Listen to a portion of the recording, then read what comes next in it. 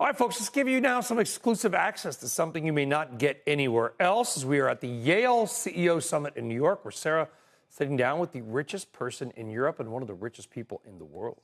Businesses, I think the future is very positive. Obviously, you have always difficult times. You have crises. You have geopolitical crises.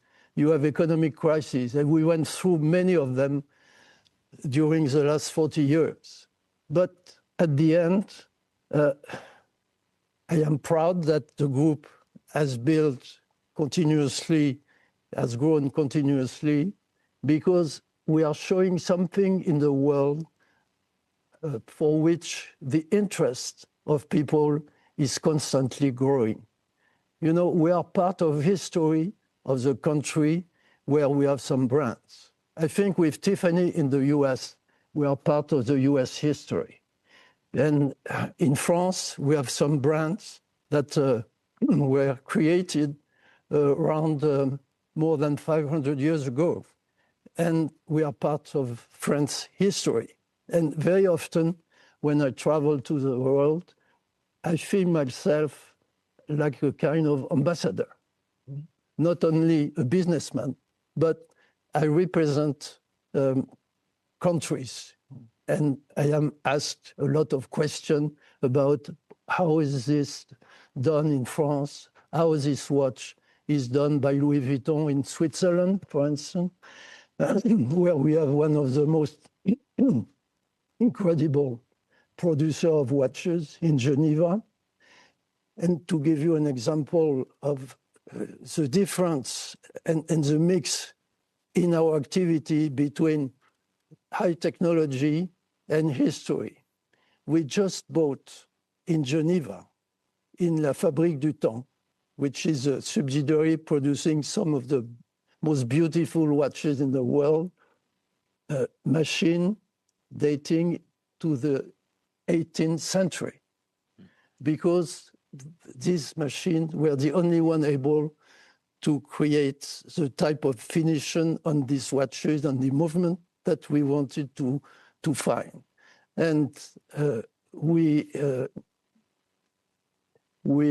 are at the same time using the latest AI in this factory for supply chain, for packaging, and for a lot of things that today does not need really the same type of craftsmanship. But I am confident to the future prospects of our activities, because the more the technology is growing, the more efficient it appears and it develops, the more many companies, including LVMH, are using it, the more people look at the details, at the quality, and at a lot of aspects of the product that only the hand of a person, man or woman, can do. And so I could give you more details, but maybe I don't want to be too long. So. No, that's okay. I was actually going to ask about AI next, and clearly you talk about how it can work with human craftsmanship. How do you think about the transformation of the way we shop and what we want in our AI future? But the AI is growing. I think is really a form of modern revolution, and I think we are only at the beginning. But it's like in the past, when you have revolution, technical revolution, they change a lot of things, but the history is still there. And a lot of our products will not be touched in their fabrication by AI.